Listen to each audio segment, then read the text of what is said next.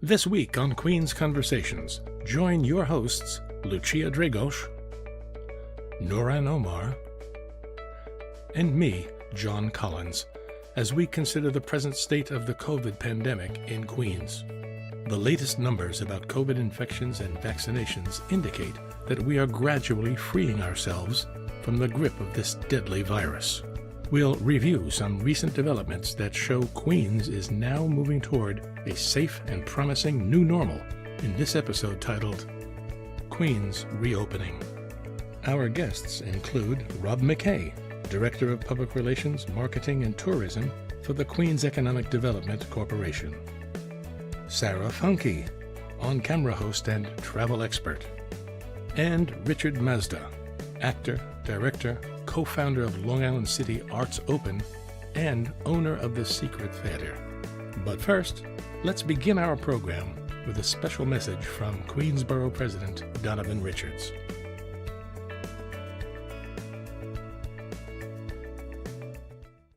Hi, I'm Queensborough President Donovan Richards, and it's a pleasure to speak to you during this special Queens Reopening edition of QPTV's Queens Conversations. It is always a pleasure to appear on QPTV, an outstanding media organization devoted to providing the community-oriented programming that offers coverage of Queens that can't be found anywhere else. And it is a special joy to speak here today, as we celebrate that our borough and city have thankfully turned the corner regarding COVID-19, with Queens being the first county in New York State to have 1 million residents vaccinated. We are lifting restrictions, reopening our city, and looking forward to a new, more resilient normal for Queens. However, we cannot fully get back on our feet unless we defeat this disease once and for all. That's why my office continues to work with our partners in city and state government to expand vaccination opportunities so that all Queens residents and workers have easy access to the vaccine. We also need to strengthen our borough's economy, which has been severely battered by the effects of COVID-19. But despite the many challenges we face, I am confident that Queens is well positioned to bounce back and be an even better place to live, work, and visit than ever before. One reason I'm confident is that our borough has so many wonderful restaurants, shops, and cultural attractions. I'm sure these venues will attract much more business from both Queens residents and visitors starting this summer. As the most diverse county in the continental United States and one of the most diverse places on the planet, Queens is home to a wide variety of cultures from all over the world. This makes Queens such an attractive place to visit for those who want to experience international cultures without necessarily having to travel abroad. So the post-pandemic future of Queens certainly does look bright, and we can help make that bright future a reality by continuing to do the hard work needed in addressing the issues impacting the lives of Queens residents. I'm committed to doing that work for as long as I have the privilege of leading this great borough. And I look forward to continuing to work with QPTV on these efforts. Thank you again for the invitation to appear on this special program as we all celebrate the reopening of Queens. Let's get to work. Recent statistics on COVID infections and vaccine administrations indicate that we are continuing to free ourselves from the grip of this deadly virus. For Queens, that means we begin to taking steps to resume many of our businesses, activities, and events. Today on Queen's Conversations, we'll review some of the promising signs that we're now moving toward a safe Queens reopening. Let's begin with Sarah. Sarah, you're a travel expert. The world of travel has changed and is now changing back. What are your thoughts about that? I'm so happy about this. It's been such a long time where we've all been stuck at home. People have been dreaming of destinations that they want to go to, and finally we're having this opportunity. I mean, it is such a relief to me. I'm not only a travel show host, I actually own a tour company here in New York. And so I was like impacted in multiple ways as a tour operator, as a traveler. I think people are excited to travel again, but also looking at how can I do this safely so that I can still have a good time while being safe from COVID. Yeah, there are still some restrictions and prohibitions for travel, and yet this last holiday had record numbers of travelers in the air. A friend of mine is going to Aruba. He has to have a COVID test before he leaves, a COVID test when he leaves Aruba. There are still some issues you have to deal with if you want to travel.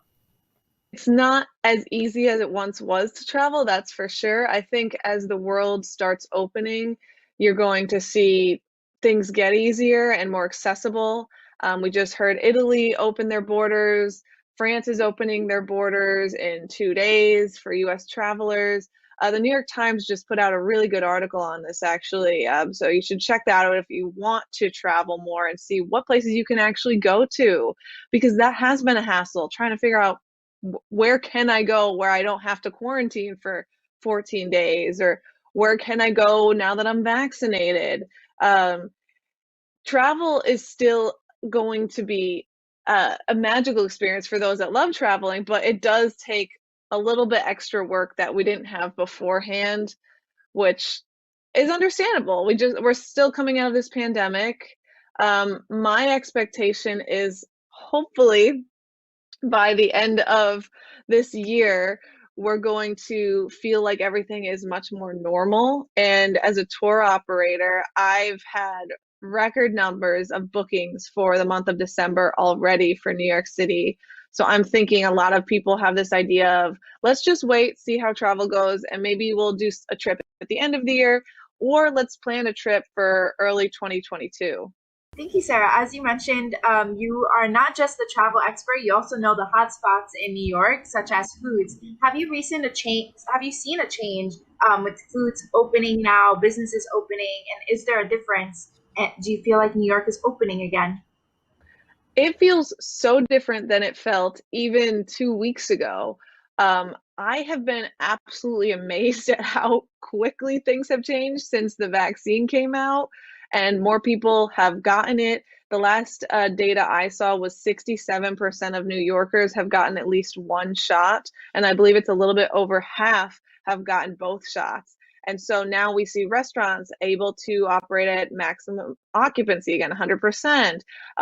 Nightlife opened last weekend. Some of my friends that work in the nightlife scene, it was crazy to me to see these videos of people partying. And that's what you're starting to see.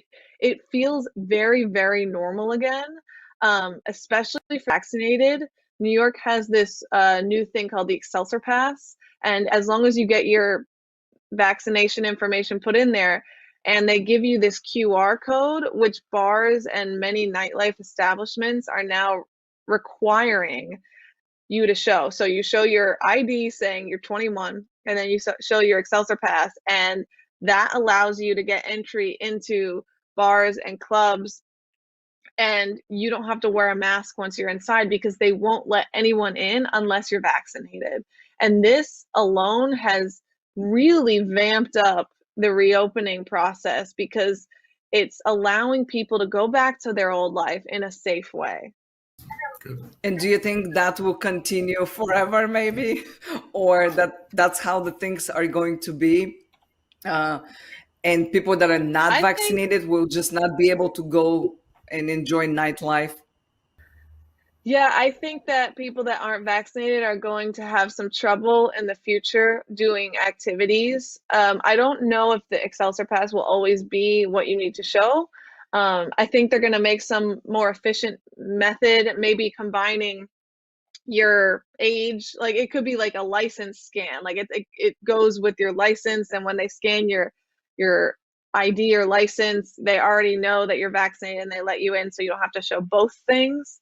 But I do think people that aren't vaccinated are going to have a lot of trouble doing things in New York, especially, and travel, especially international travel, and to destinations that are very, very strict on the pandemic rules, like for example, Europe, they will have a lot of trouble traveling and going back to what feels like a normal life.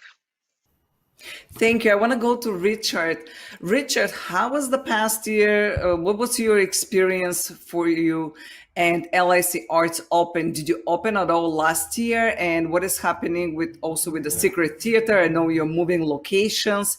How are things progressing so far? Thanks for having me on. There's a relatively short answer. Last year was absolutely terrible for me. And I'm not looking for sympathy, but basically the tsunami that was the lockdown down all of my activities caused me to close the theater, which has been serving Western Queens for over 10 years. We were the only theater in Queens with regular children's theater programming. So that's an example of one thing that was desperately needed, but now is gone. And we were one of the few theater companies doing regular Shakespeare and regular musicals. That's all gone. And then also in May, we were supposed to hold the 10th celebration of the LIC Arts Open. It was really gutting to have to cancel that as well, because it was obvious that nobody was going to be in their studios. Nobody would want people to come to their studios. And so we couldn't have our big celebration. And then what happened was that a friend of mine in Sunnyside told me about an opportunity where 2 spaces on Skillman Avenue, hence I'm going to build an art studios in what used to be the karate space on Skillman Avenue. And that will have about 10 to 12 resident artists who rent the rooms. And at the front of the building, I'm going to have a small art gallery. So what I've done by taking these 2 adjacent buildings is I'm hoping to ignite the art scene in Sunnyside a little bit and give myself a platform to come back both in theater and in arts. This month also it's opening the annual Queens World Film Festival, both virtually and in person. And we have a video from the co-founder, Kata Kato. I'm sorry. So can we go to that video and then we'll be right back. Hi, it's Katha Kato from the 11th Annual Queens World Film Festival, and we are set to run June 23rd through July 3rd. And this year, we are inside, we are outside, we are virtual, and we are live at 5 venues across Queens. The Museum of the Moving Image, Queens Theater in the Park, Culture Lab LIC at Plaxel Galleries, the United Sherpa Association, and the Local. And all 5 venues are presented by Benedict Realty Group. And for 11 days, we are also running on filmfestivalflix.com. 198 films, 33 nations, 11 days, 5 screens, and a virtual platform. We will see you online, or we will see you in Queens. Rob, if there's anyone who has their eyes on Queens all the time, it's you. Can you give us some of the indications you're seeing that Queens is reopening and reawakening? About the borough opening up? Yeah, without a doubt. We have slowly over the past month or two, many of the nonprofit, the culturals have reopened. Some of them partially, some of them completely. Some of them are still doing stuff online, but you know, there's outdoor music all over the place.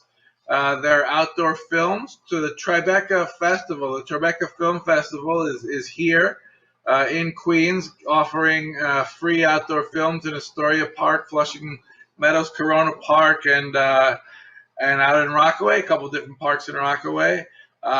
Most of the restaurants, the ones that stabilized, are here, and they're functioning, you know, within the law.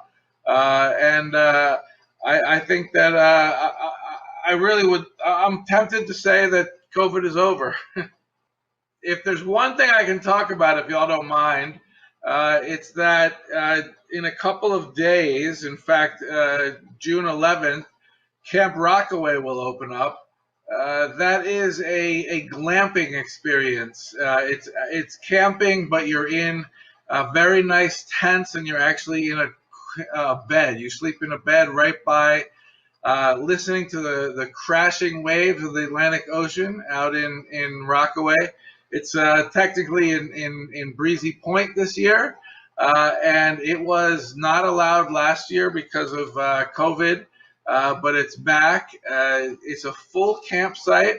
I think I did it before. I think there are about 12 tents.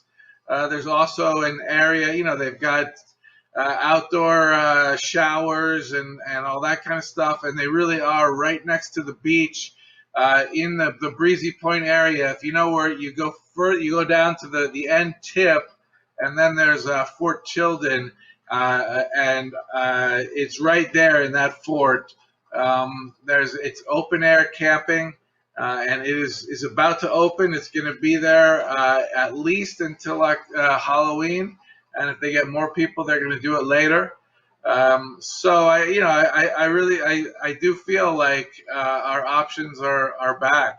The Queen's Symphony Orchestra gave a concert outdoors in Juniper Valley Park just this past weekend, and now it's going on. It's that launch that kicked off a whole bunch of series of outdoor concerts. Astoria Park is about to have a big concert thing. There's another place in Astoria called Radial Park at the Water where you drive in and you watch theater. I think that the borough is opening up, and I think we're going to have a very good summer. Thank you. This month, the Queensboro Dance Festival continues its tour around the borough of Queens. Let's hear from the founding director what she has to say. Hello, Queens, and happy Pride Month. My name is Carisha Batan, and I am the founding director of the annual Queensboro Dance Festival, and I want to invite you to come check us out this summer. We are on tour right now, presenting free dance classes and performances by professional Queens-based dance companies of diverse cultures and styles. Coming up next on Friday, June 11th at 6 o'clock, you can catch us on Instagram and YouTube Live from Woodside for an experience of Taiwanese music, dance, and food with choreographer Shay Xiong.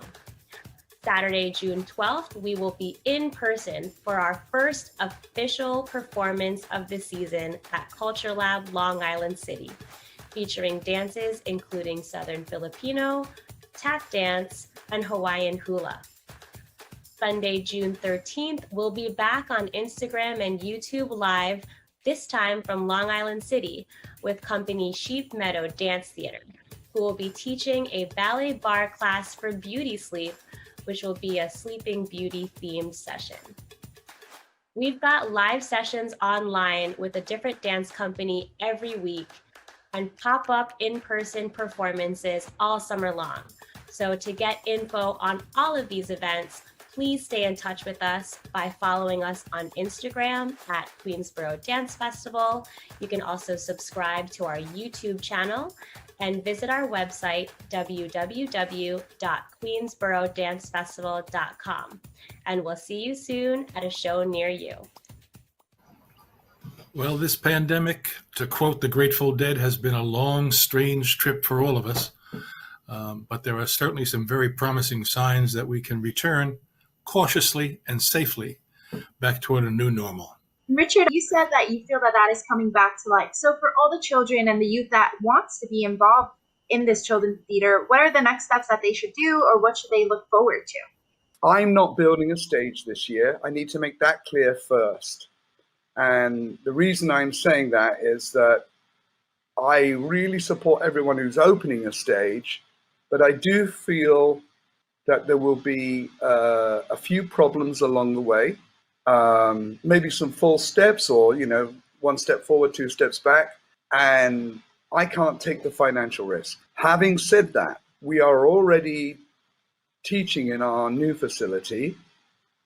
The kids are sort of walking. It's not a building site, but we're not completely finished. You can see the plans on the wall.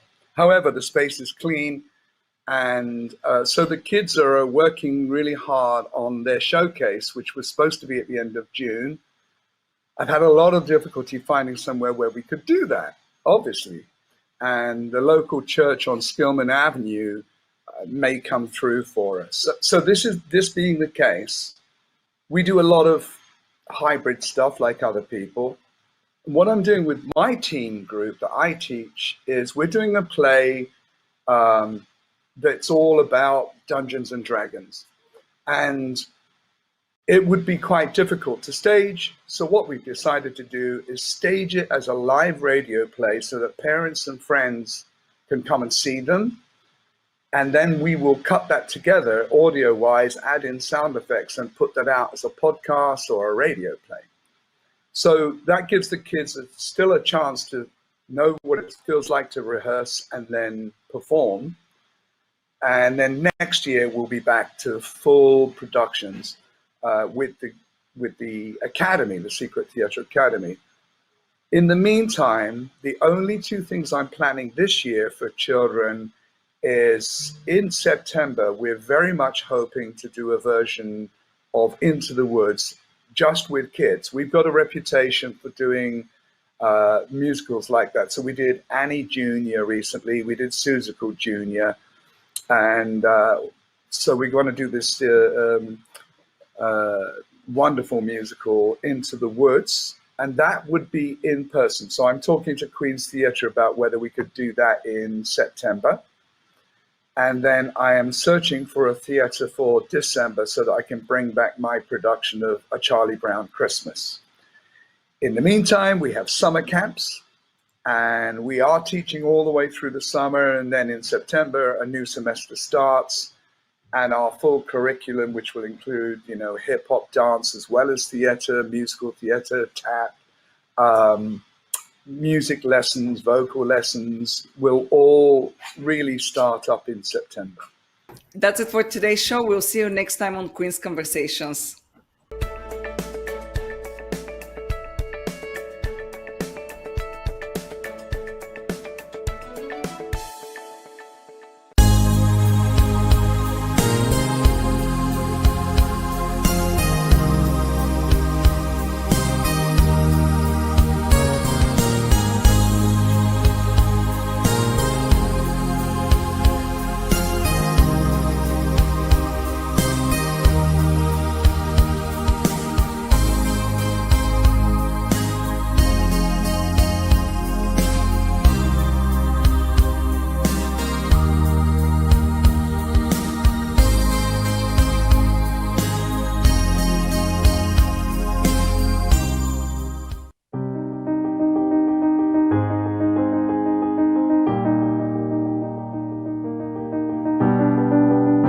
Pioneers. This is different for Queens. This is different for the Queens World Film Festival. This is amazing that you are here today. I will not clutch my pearls no matter how hard you ask. Queens World Film Festival. You are crucial to our existence. I like to tell people all the time that I am the noise and he is the talent.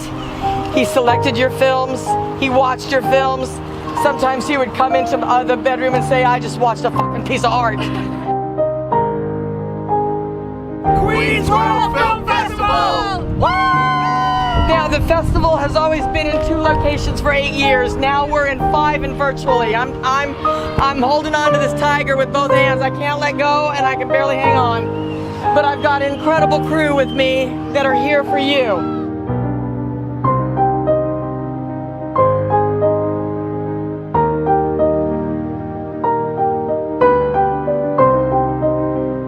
Queens World Film Festival. Queens World Film Festival. Queens World Film Festival. Queens World Film Festival! Queens World Film Festival. Queens World Film Festival. Queens World Film Festival! Queens World Film Festival. Queens World Film Festival! Emphasis on Queens. We have plenty of time to work everything out. It is my experience that most of the time, most everything turns out mostly okay. Queens World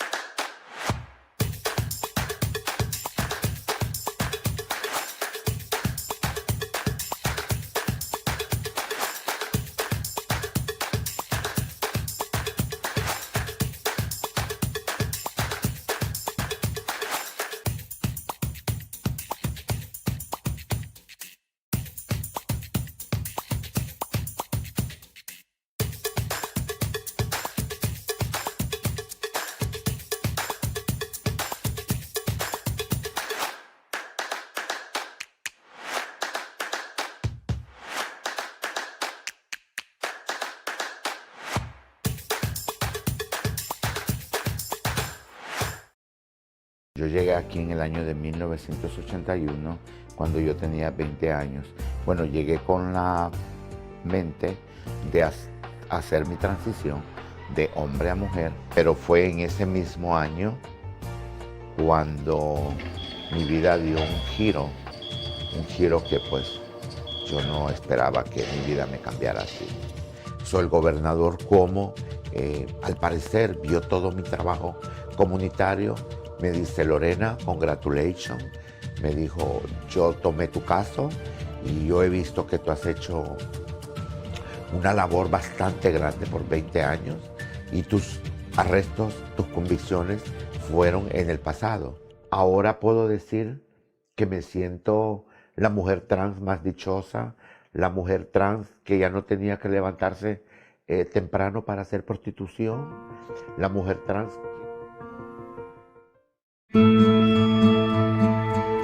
The history of ceramics goes back so far. It goes back to our development, and it's global. You know, all over the world, people have found this material and understood that fire and clay make something special. I'm Grace Anker. I am a ceramicist, and I teach pottery.